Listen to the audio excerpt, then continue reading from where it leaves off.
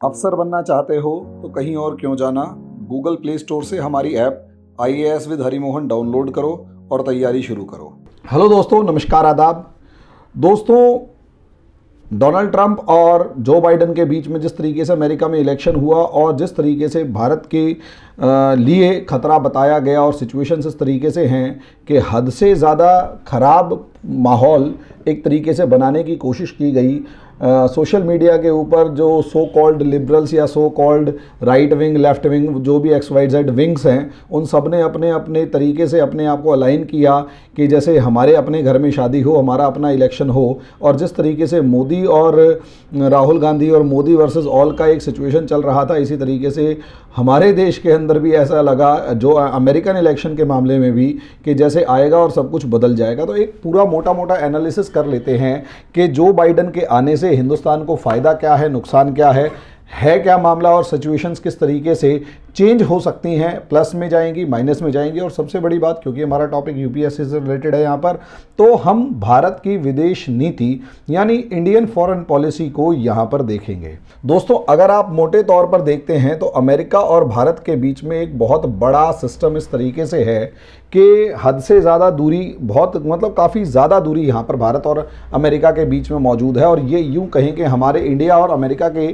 Time के बीच में लगभग 12 घंटे का फ़र्क है, यानी वो 12 घंटे पीछे हैं हमसे। यानी यहाँ अगर सुबह के 6 बजे हैं तो वहाँ पर शाम को 6 बजेंगे, और इसी तरीके से सिचुएशंस जो हैं वो आगे हैं। अब ऐसी सिचुएशन में अमेरिका एक सुपर पावर, लेकिन वर्ल्ड ऑर्डर जो है वो लगातार चेंज हो रहा है। और जिस तरीके से वर्ल्ड ऑर्डर चेंज हो रहा है, जिस तरीके से दुनिया का जो व्यवस्था है वो बदल रही है और लगातार बदलती चली जा रही है, आगे आने वाले समय में क्या होगा। और इस समय पर डोनाल्ड ट्रंप से चेंज होकर एक जो बाइडन का आना, जिसके ऊपर काफ़ी सारे आरोप ये हैं कि वो एंटी इंडिया बहुत सारे बयान दे चुके हैं, प्रो चाइना बहुत ज़्यादा दिखाई देते हैं, और शुरू से लेकर आखिरी तक इनके ऊपर बहुत ज़्यादा एक सपोर्टिव प्रो चाइना का एक स्टैंप लगा हुआ है। और साथ में अगर आप देखेंगे, इनकी जो वाइस प्रेसिडेंट हैं कमला हैरिस, उनको अगर आप देखेंगे तो उनके भी काफ़ी सारे बयान हैं जो धारा 370 के टाइम पर इस तरीके से आए थे कि पूरे का पूरा सिनारियो चेंज हुआ और ऐसा लगने लगा कि वो एंटी इंडिया स्टांस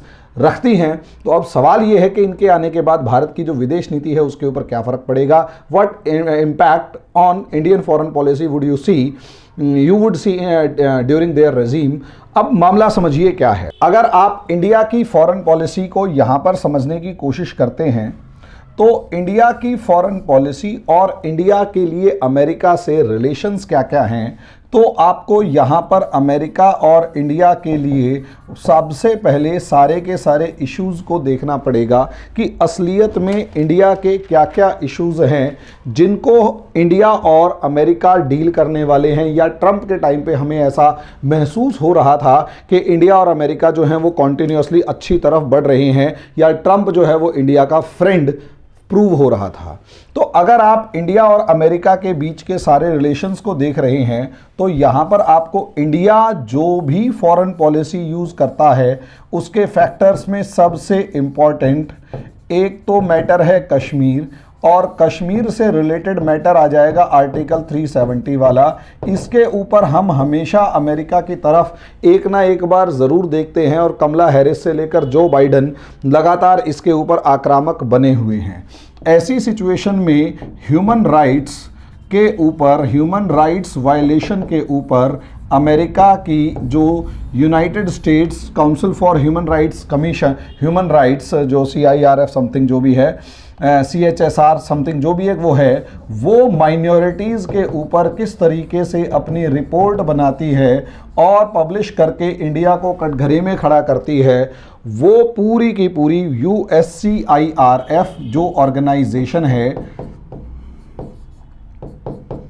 समझे, ये सारे के सारे जो ऑर्गेनाइजेशन है किस तरीके से ये आपके ऊपर सवालिया निशान लगाते हैं और भारत के अगेंस्ट कटघरे में हमेशा भारत को खड़ा करते हैं, उसके ऊपर सवालिया निशान है। दूसरा, इंडिया का एक चाइना फैक्टर हमेशा मौजूद है, और अमेरिका चाइना से किस तरीके से डील करेगा, और जिस तरीके से इंडो चाइना टेंशन्स हैं उनको किस तरीके से देखेगा, यहाँ पर भी सवालिया निशान है। और जो बाइडन के ऊपर खुलकर इलेक्शंस के अंदर एलिगेशन लगे हैं, आरोप लगे हैं कि भाई जो बाइडन का जो बेटा है वो चाइना के बहुत बड़े बैंक में बहुत बड़ा एक परसेंटेज रखता है, जिस वजह से जो बाइडन जो हैं वो चाइना के को लेकर काफ़ी ज़्यादा नरम रुख रखेंगे या जो भी है। अब इसी तरीके से अगर आप देखेंगे तो इसी चाइना को देखते हुए इंडो पैसिफिक पॉलिसी, जिसके ऊपर इंडिया और अमेरिका के रिलेशंस लगातार मजबूत होते जा रहे हैं, ऐसी सिचुएशन में इंडो पैसिफिक पॉलिसी कहां तक सही ठहरेगी या कहां तक इंडो पैसिफिक पॉलिसी के ऊपर अमेरिका आगे कॉन्टिन्यूस स्टैंड लेगा, उसको भी हमारे लिए सोचना ज़रूरी है। उसके बाद अगर आप फॉरेन पॉलिसी में ही देखेंगे तो एक फैक्टर यहाँ पर पाकिस्तान भी है इंडिया और अमेरिका के बीच में, दूसरा फैक्टर जो है इंडिया और अमेरिका के बीच में वो अफ़गानिस्तान भी है। इसी तरीके से अगला फैक्टर आप देखेंगे यहाँ पर तो सबसे ज़्यादा इम्पॉर्टेंट फैक्टर इंडिया और अमेरिका के बीच में ट्रेड का है, H1B1 वीज़ा का मामला है। और इस तरीके से अगर आप देखें बहुत सारे ऐसे रिलेशंस हैं। आर्म्स ट्रेड अगर आप देखेंगे तो आर्म्स ट्रेड इंडिया और चाइना के बीच में, इंडिया और अमेरिका के बीच में लगातार एक शुरू से इशू रहा, तो उसके ऊपर प्रॉपरली हम डिस्कशन करने वाले हैं कि किस तरीके से इंडिया और अमेरिका आगे बढ़ते हैं या इनके रिलेशंस आगे बढ़ते हैं। और सबसे लास्ट इन्वायरमेंटल इशू के ऊपर, पेरिस एग्रीमेंट के ऊपर इंडिया और अमेरिका अब किस तरीके से आगे बढ़ेंगे या जो बाइडन की जो भी पॉलिसी रहेगी उसमें वो किस तरीके से आगे बढ़ेंगे, ये सारे के सारी सिचुएशंस को हमें देखना है। इन सारे के सारे डायमेंशंस को देखेंगे तभी इंडियन फॉरेन पॉलिसी के ऊपर हम देख पाएंगे या डिसाइड कर पाएंगे कि क्या चाइना को लेकर या क्या अमेरिका हमारे बारे में या हमारे इस सिचुएशन को लेकर अपनी पॉलिसी को कितना चेंज करेगा और कितना नहीं करेगा। There are a lot of factors. इसके अलावा भी बहुत सारे फैक्टर्स हैं कि अलग अलग पार्टीज़ की पॉलिसीज़ अलग अलग रही। अब सवाल ये है कि इंडिया के जितने भी फैक्टर्स हैं, जिनके ये सारी की सारी डायमेंशंस हैं, जिनके ऊपर ये सारी की सारी डायमेंशंस हैं, जिनके ऊपर हमें इंडिया की फॉरेन पॉलिसी को अमेरिका के साथ जज करना है कि अमेरिका इन सारी डायमेंशंस के ऊपर किस तरीके से डिसीजन लेगा, जो बाइडन की नई पॉलिसी क्या होगी या किस तरीके से होगी। ठीक है, अगला पॉइंट अगर आप देखते हैं यहां पर, तो ऐसी सिचुएशन में फॉरेन पॉलिसी दो चीजों पर डिपेंड करती है, खासकर दो देशों को लेकर, और उसमें एक है strength of India, strengths and weaknesses of India. Weaknesses of India हमें ये भी देखना होगा कि हम जब अमेरिका से बात करेंगे या अमेरिका हमसे डील करेगा तो हमारी स्ट्रेंथ्स क्या क्या हैं जिनके ऊपर अमेरिका से हम बात करेंगे, और वीकनेसेस क्या क्या हैं जिनके ऊपर अमेरिका जो है इंडिया को दबाने की कोशिश करेगा। तो अगर आप देखेंगे, हालांकि इन चीज़ों को बहुत ज़्यादा डेप्थ में पढ़ाया जाता है, लेकिन कहीं ना कहीं अभी फ़िलहाल सोचना पड़ेगा। सबसे पहले strategic location of India in Indian ocean.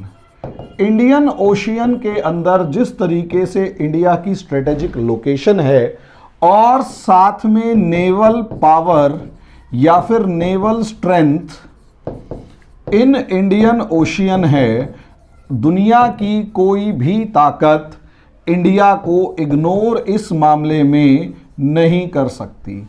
दूसरी आपकी जो स्ट्रेंथ इंपॉर्टेंट है वो है लार्ज पॉपुलेशन, और ये जो लार्ज पॉपुलेशन है ये पूरी की पूरी लार्ज ह्यूमन रिसोर्स की फॉर्म में अवेलेबल है, और यही पूरी दुनिया में अच्छी खासी प्रोग्रेसिव कम्युनिटी के फॉर्म में देखी जाती है। तो ये इंडिया की बहुत ज़्यादा बड़ी स्ट्रेंथ है। तीसरी स्ट्रेंथ है इंडियन डायस्पोरा। इंडियन डायस्पोरा का मतलब ये है कि जितने भी लोग इंडिया के, जो इंडियन ओरिजिन के हैं या इंडिया के हैं और दुनिया के अलग अलग हिस्सों में बसे हुए हैं, वो इंडियन डायस्पोरा कहलाता है और वो स्ट्रांगली अपनी कंट्री के साथ खड़े रहते हैं।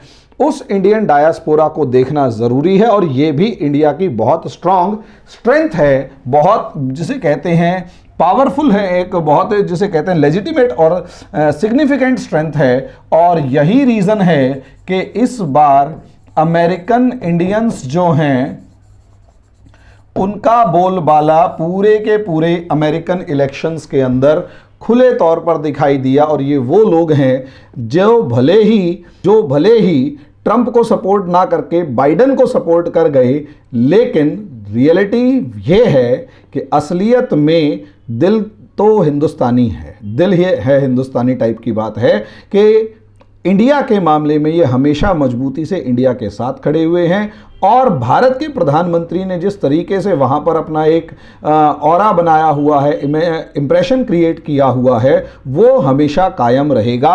और भले ही प्रधानमंत्री इंडिया में कोई भी हो, लेकिन इंडियन वो हैं और इंडिया का भला ही चाहेंगे। तो ये इंडिया की एक स्ट्रेंथ वहाँ पर मौजूद है। तीसरा, इंडिया पब्लिक प्राइवेट पार्टनरशिप यानी पीपीपी के बिहाफ पर थर्ड लार्जेस्ट इकोनॉमी बन चुकी है।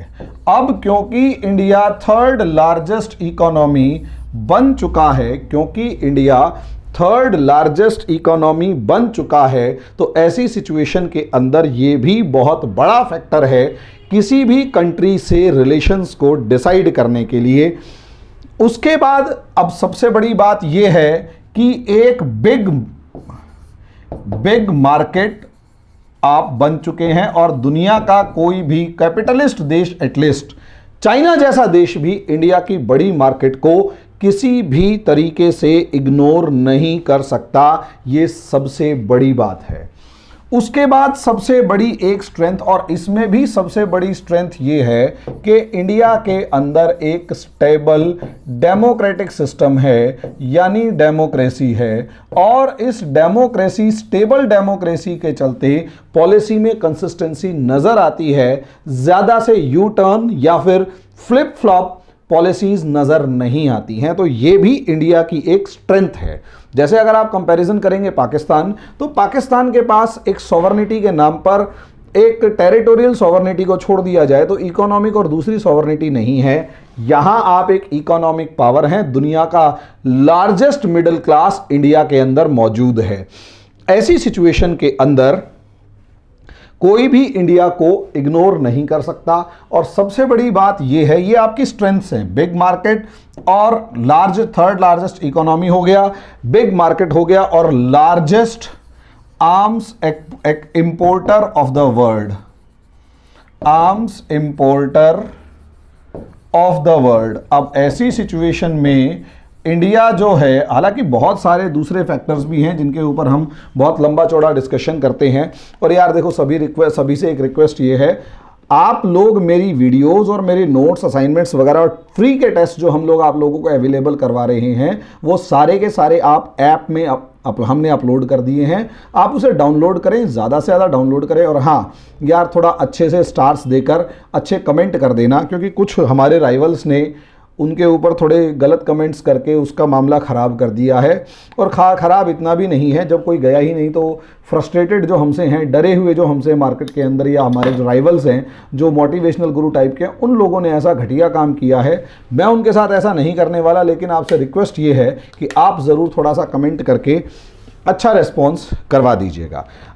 अच्छे मतलब कमेंट्स वगैरह हमारी ऐप के ऊपर भी डाल दीजिएगा, या ऐप के बारे में प्ले स्टोर पर, ताकि हमारा थोड़ा सा वो उठ जाए। स्टेबल मार्केट, स्टेबल डेमोक्रेसी हो गई और बिग मार्केट हो गई। और सबसे बड़ी बात ये कि यहाँ पर only country in Asia who could, only country in Asia who could counter America, counter America, दुनिया की इकलौती ऐसी कंट्री है जो, काउंटर चाइना, जो चाइना को खुले तौर पर काउंटर कर सकती है, हर मामले में, मिलिटरीली, पॉपुलेशन के मामले में, स्ट्रेंथ के मामले में, हर तरीके से चाइना को काउंटर कर सकती है एशिया के अंदर, ओनली कंट्री इन एशिया। अब ऐसी सिचुएशन में इंडिया की कुछ वीकनेसेस हैं जो हमेशा इंडिया को परेशान करती हैं, और उस वीकनेस में सबसे बड़ी वीकनेस जो है वो कश्मीर एंड आर्टिकल 370 है। और इस मामले में कोई भी कंट्री इंडिया के ऊपर या इंडिया से नेगोशिएट करते हुए इसको डिस्कस करके इंडिया की फॉरेन पॉलिसी पे एक प्रेशर क्रिएट करता है। दूसरा, Chinese influence in Indian ocean जो नॉर्मली बढ़ता जा रहा है। In Indian ocean, Chinese influence in Indian ocean, Indian ocean में चाइनीज इन्फ्लुएंस जो लगातार बढ़ता जा रहा है, वो भी भारत के लिए एक चिंता का विषय है और भारत की एक दुखती रग कहो या कमजोरी कहो।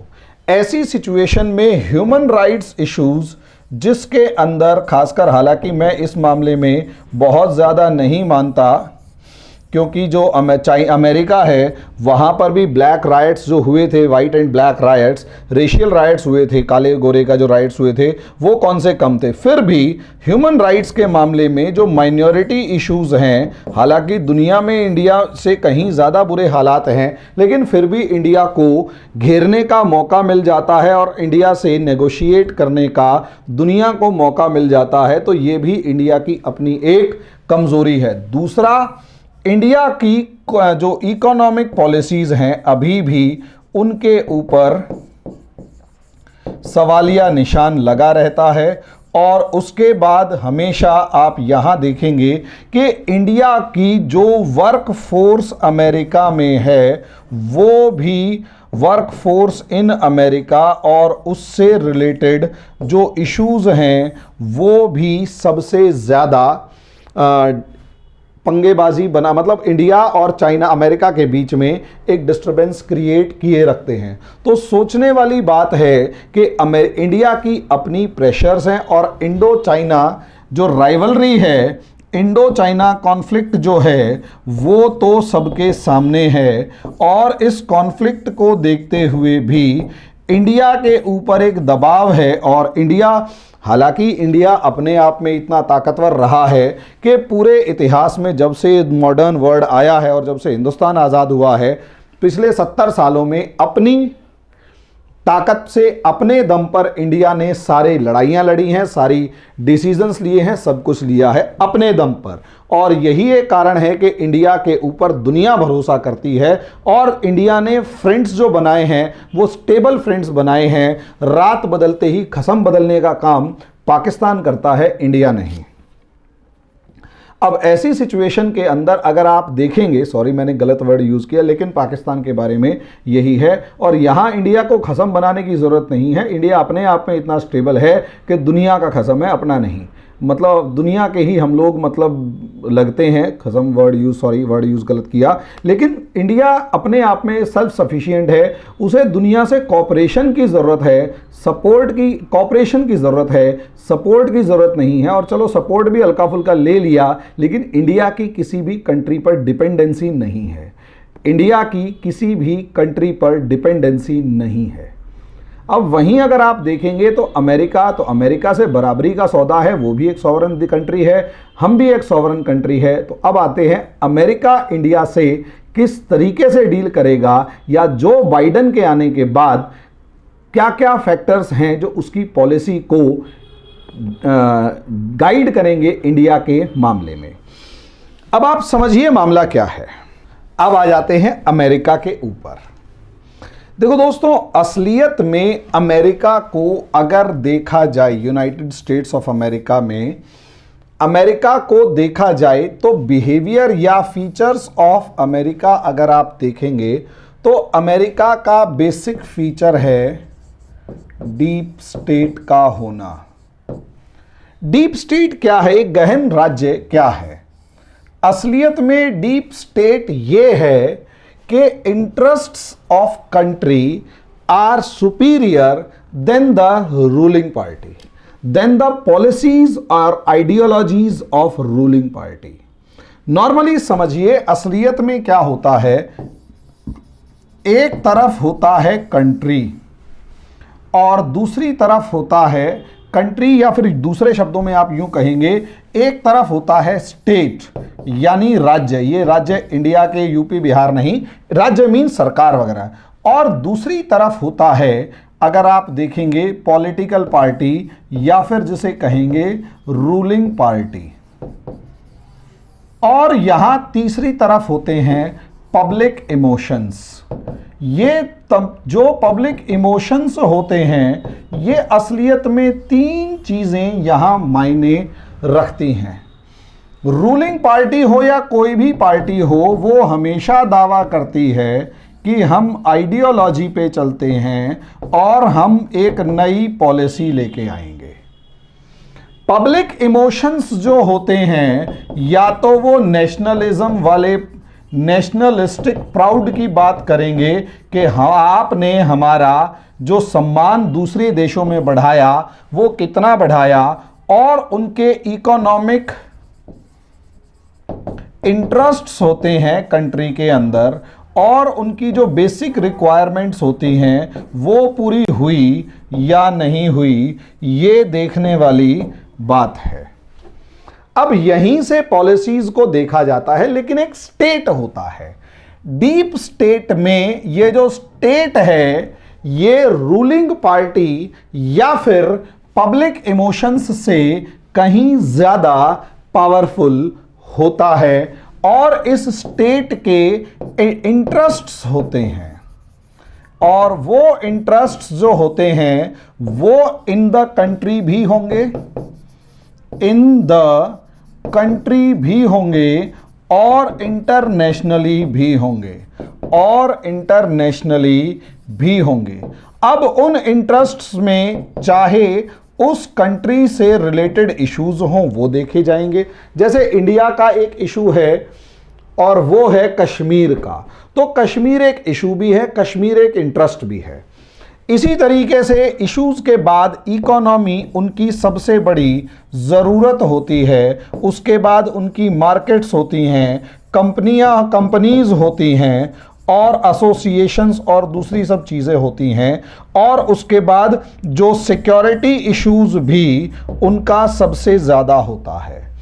तो असलियत में अगर इंडिया अमेरिका को देखा जाए तो अमेरिका में यहाँ पर डोमिनेंस जो है वो मायने रखता है, क्योंकि अमेरिका पिछले लगभग 70-80 साल से जो है वो एक सुपर पावर की तरह बिहेव कर रहा है या सुपर पावर है, और सेकेंड वर्ल्ड वॉर के बाद तो बाइपोलर वर्ल्ड में अमेरिका जो है वो सबसे बड़ी सुपर पावर बनकर उभरा। और पिछले 30 साल के अंदर अगर आप देखेंगे अप्रॉक्सीमेट दिसंबर 1991 से, तो आपको लगेगा कि America is the only power in this world. ऐसी सिचुएशन में आप यहां देख सकते हैं कि अमेरिका अपना डोमिनेंस दुनिया में हर जगह चाहेगा, और ये चाहेगा अमेरिका कि पूरी दुनिया को जिस तरीके से शुरू से चलाता आ रहा है, खासकर 1991 के बाद, वैसे ही चलाता जाए और कोई उसके सामने आवाज उठाने की कोशिश ना करे। दूसरी तरफ इश्यूज बहुत सारे अमेरिका के साथ भी जुड़े हुए हैं। अब ऐसी सिचुएशन में पार्टी कोई भी आए, पार्टी की आइडियोलॉजी कोई भी हो, इजराइल और जेरूशलम के मामले में, बेलारूस के मामले में, बेलारूस के मामले में, और हर्जे बोस्निया के मामले में, उसके बाद आर्मेनिया अजरबैजान के मामले में, सीरिया के मामले में, इराक के मामले में, ईरान के मामले में, सऊदी अरेबिया, टर्की, अफगानिस्तान से लेकर, चाइना से लेकर, मलक्का स्टेट से लेकर, दुनिया के रशिया से लेकर, कोई भी, ये वो पर्टिकुलर इश्यूज हैं which are associated with America. और ये वो इश्यूज हैं जो दुनिया में अमेरिका का पीछा कहीं पर भी नहीं छोड़ने वाले, वो हमेशा बने रहेंगे। ओबामा थे तब भी थे, ट्रंप आए तब भी थे, अब ये जो बाइडन आए तब भी हैं। तो अगर ये इश्यूज बने हुए हैं, अगर ये इश्यूज ऐसे के ऐसे कॉन्टिन्यूसली चल रहे हैं, बने हुए हैं, तो आप मुझे एक बात बताइए, क्या रूलिंग पार्टी, कोई नई रूलिंग पार्टी या ग्राउंड लेवल पर पब्लिक इमोशंस इन सारे के सारे फैक्टर्स को नजरअंदाज कर सकते हैं? मैं ये कह रहा हूं कि पब्लिक इमोशंस काफी हद तक मतलब डोमिनेट कर सकते हैं, लेकिन रूलिंग पार्टी की आइडियोलॉजी और पॉलिसी तो बहुत ज्यादा डोमिनेट नहीं कर सकती, क्योंकि पब्लिक इमोशंस को किस तरीके से डाइवर्ट किया जा सकता है अजरबैजान के मामले में बहुत अच्छे तरीके से देखा जा सकता है। इंडिया के मामले में क्यों नहीं देखा जा सकता? आप देख सकते हैं, पब्लिक इमोशंस ही तो हैं। रोजगार, बेरोजगारी और इन सबके मुद्दों पर जो 2019 का चुनाव होने वाला था और जनवरी तक सारे के सारे हवाओं में यही मुद्दे थे, रोजगार बेरोजगारी। एक बार बालाकोट एयर स्ट्राइक हुआ और पूरा का पूरा जो चुनाव था वो भारत माता की जय के मुद्दे पर लड़ा गया और 303 मारे भाई, मतलब 303 का स्कोर आया। मारे मीन्स क्रिकेट में जो रन मारते हैं, ऐसे 303 का हिट किया पूरे का पूरा। अब आप अंदाजा लगा सकते हैं, अब आप अंदाजा लगाकर यहां पर देखिए मामला क्या है। मामला यह है कि पब्लिक इमोशंस को मैनिपुलेट किया जा सकता है। इसीलिए मैंने कहा कि deep state, America is a deep state, America एक डीप स्टेट है, और अमेरिका क्योंकि डीप स्टेट है तो उसकी फॉरेन पॉलिसी जो है, तो डीप स्टेट की जो पॉलिसीज हैं वो पार्टी चेंज होने के साथ नहीं बदलेंगी। डीप स्टेट की जो पॉलिसीज हैं वो पार्टी का रूल बदलने से कोई खास चेंज नहीं आएगा, थोड़ा बहुत हल्का फुल्का चेंज आएगा। अब डीप स्टेट, अब इंडिया के अंदर काफी ज्यादा चेंजेस थे, क्योंकि इंडिया को अगर आप देखेंगे तो कांग्रेस गवर्नमेंट में चाइना के सामने अगर आप देखेंगे तो चाइना में जैसे बॉर्डर इंफ्रास्ट्रक्चर डेवलपमेंट के ऊपर हम लोग हमारा देश ध्यान नहीं दे रहा था। इसी तरीके से चाइना से काउंटर करने के लिए बहुत ज़्यादा हमने स्ट्रेटेजिक नहीं बना रखा था। फॉरेन पॉलिसी के ऊपर हमारी जो फोकस होता था वो इकोनॉमिक डेवलपमेंट पे था, लेकिन हमने कभी भी चाइना सेंट्रिक या पाकिस्तान सेंट्रिक फॉरेन पॉलिसी नहीं बनाई। कश्मीर के मामले में अगर आप देखेंगे तो हमारी जो पुरानी वाली गवर्नमेंट थी, सभी गवर्नमेंट्स हमारी हैं, मैं किसी को अपना और पराया नहीं कह रहा, मेरे लिए तो दोनों ही अपने हैं। तो अब हमारी जो पुरानी गवर्नमेंट यूपीए गवर्नमेंट थी, तो यूपीए गवर्नमेंट की कश्मीर पॉलिसी अलग थी। यहाँ इस समय की जो कश्मीर पॉलिसी है, जो नई गवर्नमेंट या बीजेपी गवर्नमेंट या एनडीए गवर्नमेंट है, उसकी कश्मीर पॉलिसी जो है वो बहुत ज़्यादा डिफरेंट है। ऐसी सिचुएशन में अगर आप बाद के बहुत सारे दूसरे मुद्दे देखोगे तो यहाँ पर पॉलिसीज डिफरेंट हैं, लेकिन बेसिक थॉट कश्मीर के मामले में यही था कि कश्मीर हमारा है, हम नहीं छोड़ने वाले। अक्साई चीन हमारा है, हम नहीं छोड़ने वाले। पीओके और गिलगित बाल्टिस्तान हमारे हैं, हम नहीं छोड़ने वाले। तो क्या यूपीए या एनडीए की उस पॉलिसी में कोई फर्क था? नई पॉलिसी या उसके स्टेटस में चेंज करने या दूसरी 370 हटाने लगाने के अंदर थोड़ा बहुत चेंज था, लेकिन वो इंटरनल मैटर है, इंटरनेशनल या आउटर मैटर नहीं है। इंटरनेशनल पॉलिटिक्स में भी अगर आप देखेंगे तो 2000 के बाद, अप्रॉक्सीमेट 2000 में जब बिल क्लिंटन ने इंडिया का विजिट किया, तो उसके बाद आप इंडिया और अमेरिका के रिलेशंस को अगर आप देख रहे हैं तो कॉन्टिन्यूसली ग्राफ जो है वो शार्पली ऊपर बढ़ता जा रहा है, और दोनों देशों के बीच में जो रिलेशंस हैं वो कॉन्टिन्यूसली स्ट्रांग होते जा रहे हैं। चाहे उसमें एनडीए की गवर्नमेंट आई, चाहे यूपीए की गवर्नमेंट आई, चाहे दोबारा एनडीए की गवर्नमेंट आ जाए और चाहे दोबारा यूपीए की गवर्नमेंट आ जाए, I am not saying anything, लेकिन मैं ऐसा कुछ नहीं कह रहा, लेकिन ये रियलिटी है। No party is going to change relations with America in any way. America के साथ वो किसी भी तरीके के कोई भी रिलेशंस को चेंज करने वाली नहीं है, और यही चीज हमारे को और आप लोगों को समझनी है कि असलियत में चाहे जो बाइडन आए, असलियत में चाहे जो बाइडन आए, चाहे ट्रंप थे, चाहे ओबामा थे, चाहे यहां पर दुनिया के सबसे बड़े कम्युनिस्ट आ जाएं, या दुनिया के सबसे बड़े कैपिटलिस्ट आ जाएं, या जो दुनिया के सबसे बड़े लिबरल आ जाएं, कोई भी आ जाएं, डीप स्टेट के जो बेसिक इंटरेस्ट्स हैं, जो इंटरनेशनल सिनारियो को देखकर सरकार में रहते हुए डिसाइड होते हैं, उनमें और विपक्ष में बैठकर शोर मचाना दोनों अलग अलग चीजें हैं। विपक्ष में बैठकर शोर मचाना और सरकार में रहते हुए उन जलते हुए मुद्दों के ऊपर डिसीजन लेना दोनों अलग अलग चीजें हैं। और कई बार जब रूलिंग पार्टी किसी भी तरीके से जब जब रूलिंग पार्टी किसी भी तरीके से दबाव बनाने की कोशिश करती है या रूलिंग पार्टी अपनी आइडियोलॉजी, पॉलिसी या स्ट्रेटेजी को इंप्लीमेंट करने की कोशिश करती है, तो वहां पर जो प्रेशर ग्रुप्स होते हैं, डीप स्टेट में बहुत सारे प्रेशर ग्रुप्स होते हैं, वो सारे इलेबोरेटेड वे में डिस्कस किए जाते हैं कि फॉरेन पॉलिसी को डिसाइड करने वाले फैक्टर्स कौन कौन से हैं, factors deciding the foreign policies of a country. उन चीज़ों को मैं यहां पर बहुत ज़्यादा डिस्कस नहीं कर पा रहा क्योंकि टाइम की अपनी एक लिमिटेशन है, लेकिन सोच कर देखिए, वो प्रेशर ग्रुप्स जब एक साथ आकर खड़े होते हैं और ये कहते हैं कि आप अगर ऐसा करेंगे तो यहां ये नुकसान हो सकता है, तो किसी भी गवर्नमेंट को, किसी भी पार्टी को, किसी भी लिबरल को, किसी भी डेमोक्रेट को, किसी भी रिपब्लिक को, किसी भी रिपब्लिकन को, किसी भी कम्युनिस्ट को, किसी भी कैपिटलिस्ट को, किसी भी सोशलिस्ट को, किसी भी नियो कैपिटलिस्ट को, नियो सोशलिस्ट को, वो whatever the terms you want to use, सबको स्टेट इंटरेस्ट्स के सामने झुकना पड़ता है और यहीं से सिस्टम चेंज होता है। यहीं से सिस्टम चेंज होता है, यह आपको समझना है। तो चाहे जो बाइडन आए, चाहे कोई भी, अब आप आ जाते हैं, हमने जिन टॉपिक्स को उठाया था कि इंडिया के साथ डील करते हुए अमेरिका उन पर्टिकुलर टॉपिक्स पे, खासकर जो बाइडन और कमला हैरिस उन पर्टिकुलर टॉपिक्स के ऊपर क्या क्या डिसाइड करेंगे, उनको थोड़ा सा दोबारा से रिवाइंड करके देख लेते हैं, ताकि आप लोग कहें कि हाँ, हमने थोड़ा सा क्लास में इसमें और बहुत डेप्थ में किया जाता है, क्योंकि मुझे लगता है कि इतने से काम चलता नहीं है।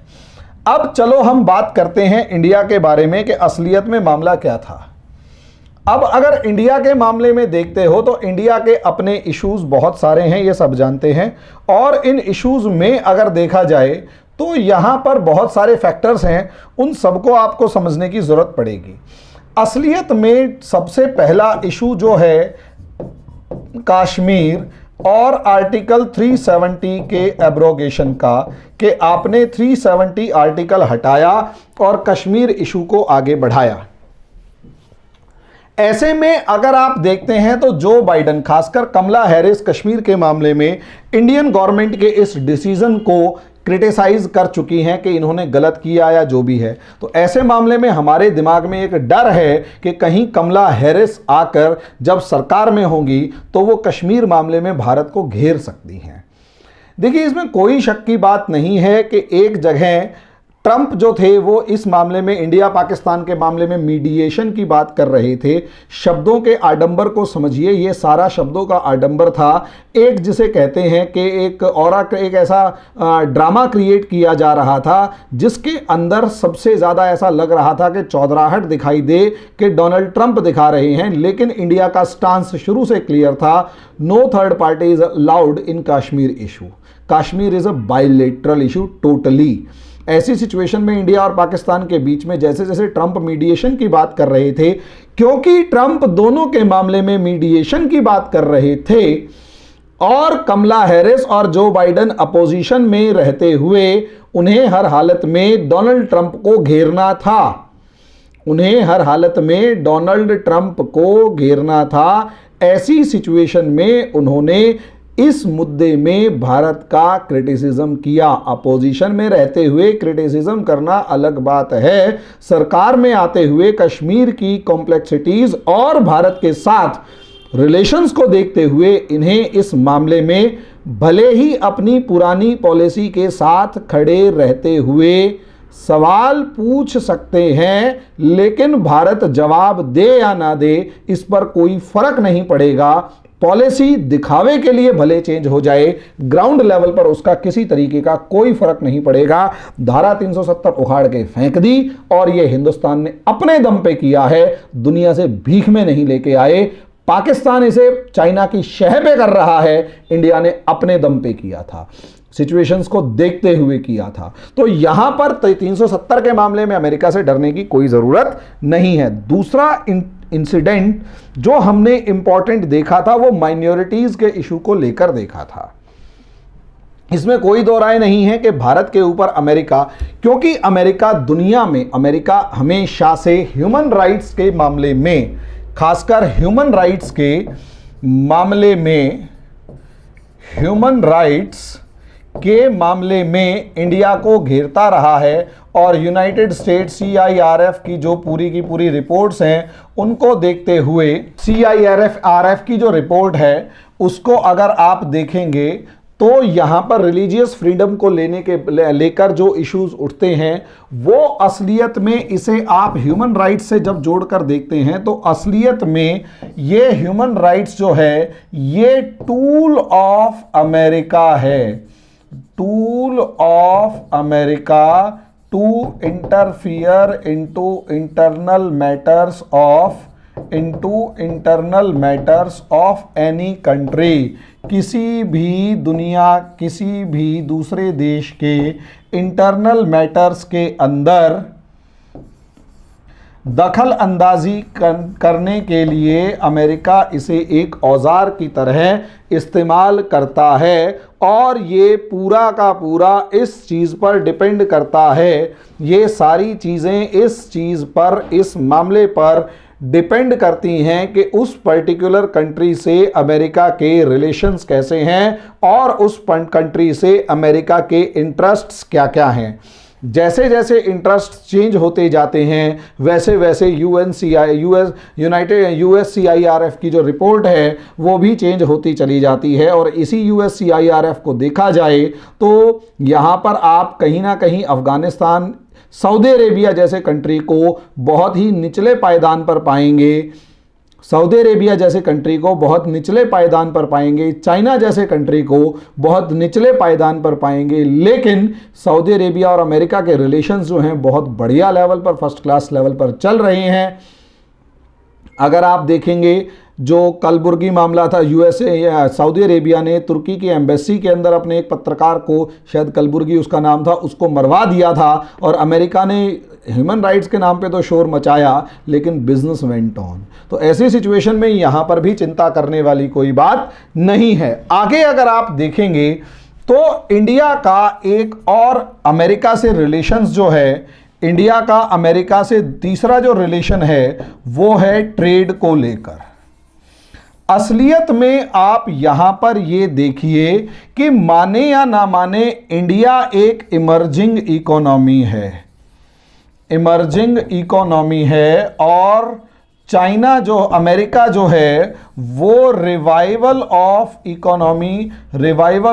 अमेरिकन इकोनॉमी करना चाहता है। और क्योंकि वो रिवाइवल ऑफ अमेरिकन इकोनॉमी करना चाहता है तभी अगर आप बाइडन का स्लोगन सुनेंगे तो स्लोगन है let us make America great again. हम make America great again slogan है, उसका मतलब ये है कि अमेरिका की जो इकोनॉमी डूब रही है उसे रिवाइव करें। ऐसी सिचुएशन में ऑब्वियस सी बात है इमर्जिंग इकोनॉमी और जो रिवाइवल करने वाली इकोनॉमी में कंपटीशन होगा और कंपटीशन के बाद रिवाइवल के लिए कहीं ना कहीं America is adopting protectionist policy. Protectionism चल रहा है और संरक्षण दिया जा रहा है अपनी कंपनीज को।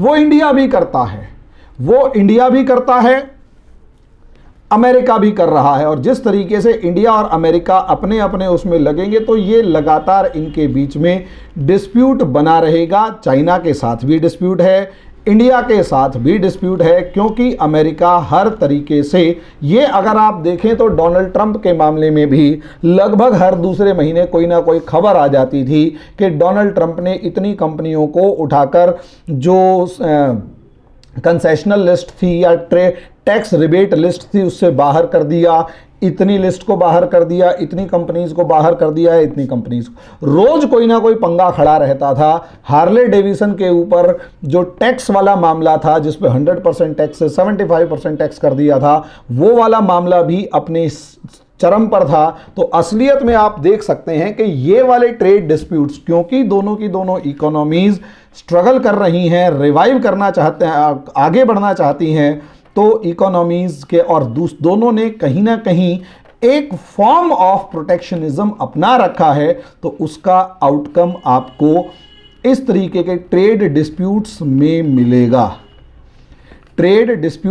मिलेगा, क्योंकि कंपटीशन है। वो जो बाइडन आ जाए तो भी कोई चेंज नहीं होने वाला, बस थोड़ा बहुत टैक्स बढ़ा देंगे या घटा देंगे।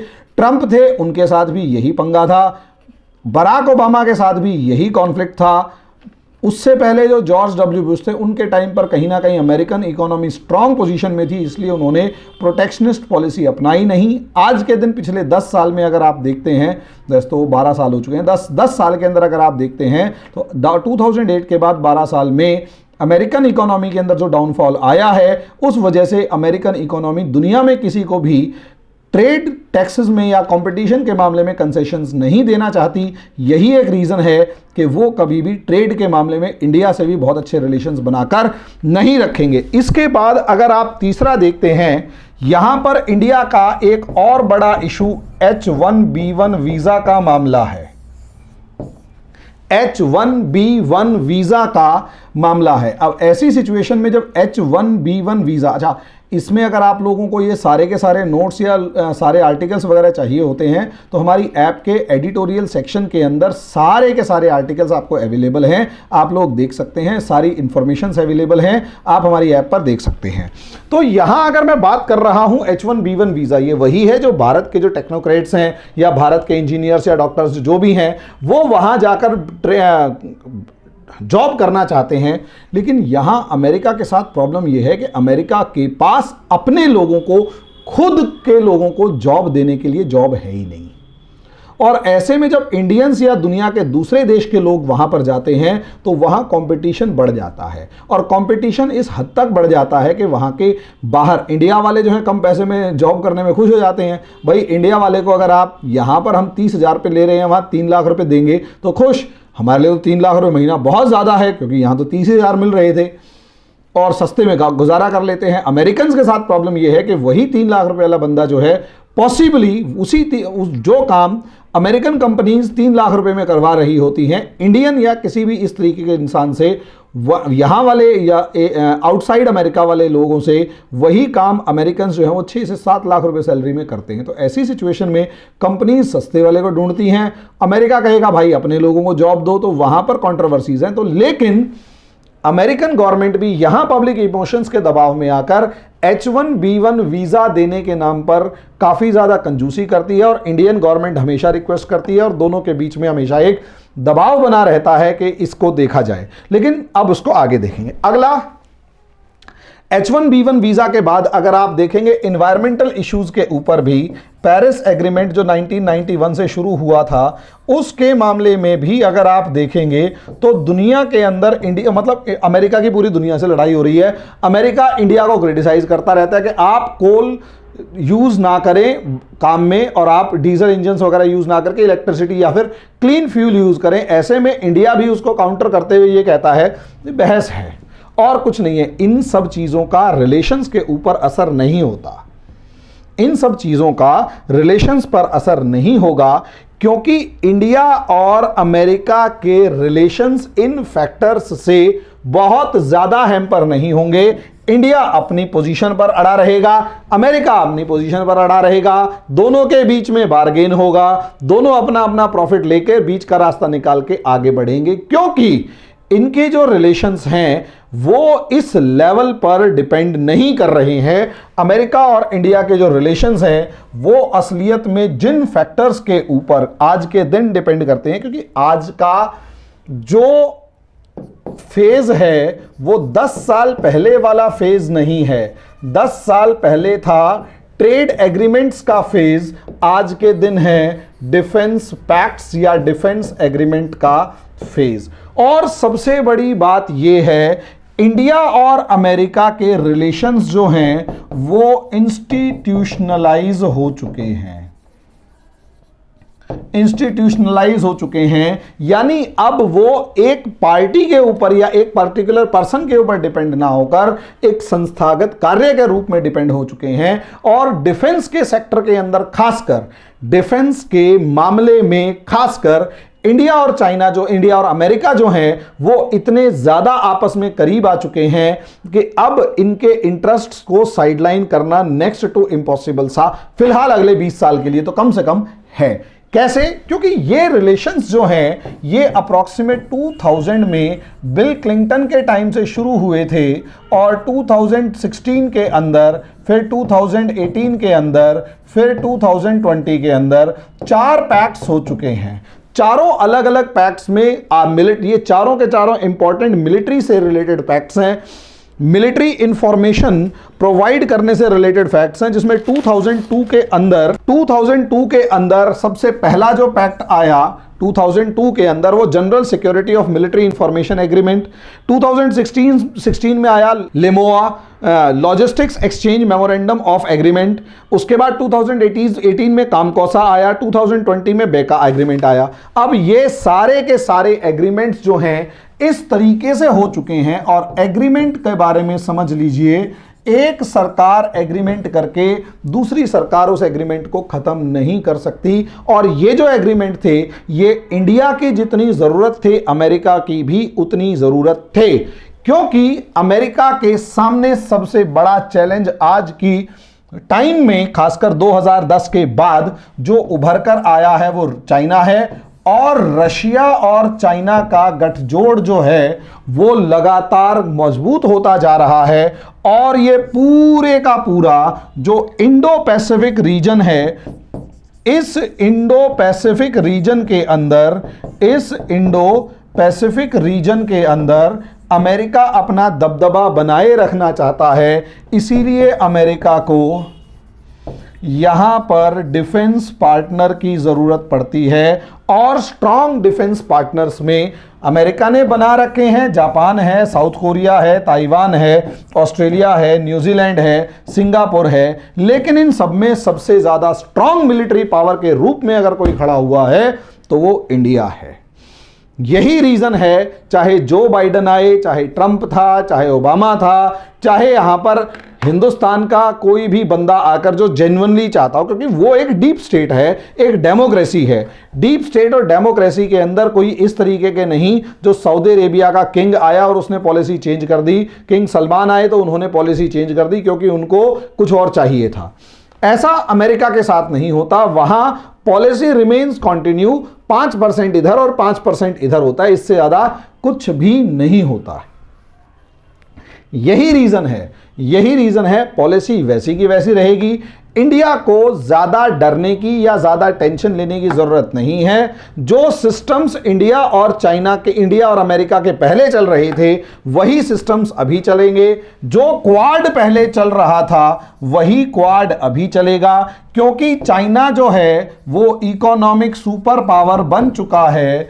और ये जो इकोनॉमिक सुपर पावर है वो मिलिट्री सुपर पावर यानी अमेरिका को चैलेंज कर रहा है। और आज के दिन अमेरिका अकेला इतना ताकतवर नहीं है कि वो अकेला इकोनॉमिकली खासकर इतना ताकतवर नहीं है कि अकेला ही पूरी की पूरी दुनिया के देशों को निपटा ले, बल्कि वो ताकतवर हो चुके चाइना से निपटने के लिए उसे कलेक्टिव सिक्योरिटी के कंसेप्ट के ऊपर जाना पड़ रहा है, जिसमें एक से लड़ाई लगभग सभी से लड़ाई होगी और क्वाड उसका पहला स्टेप है। जिस तरीके से अमेरिका ने रशिया से निपटने के लिए नाटो, सीएटो से लेकर दूसरी ऑर्गेनाइजेशंस बनाई थी, वैसी ही ऑर्गेनाइजेशंस आज के दिन अमेरिका जो है चाइना से निपटने के लिए बना रहा है। पहले नॉन अलाइंड मूवमेंट के चलते इंडिया जो है वो सबसे अलग रहता था, लेकिन आज के दिन इंडिया जो है वो चीफ पार्टनर बनकर उभरा है। तो इसलिए अगर किसी को भी लगता है कि चाइना जो है उससे लड़ाई करते हुए अमेरिका अब आपका साथ छोड़ देगा, तो इतना समझ लीजिएगा, पहली बात तो जिंदगी अपने दम पे जी जाती है, दूसरों के कंधों पे तो जनाजे उठा करते हैं।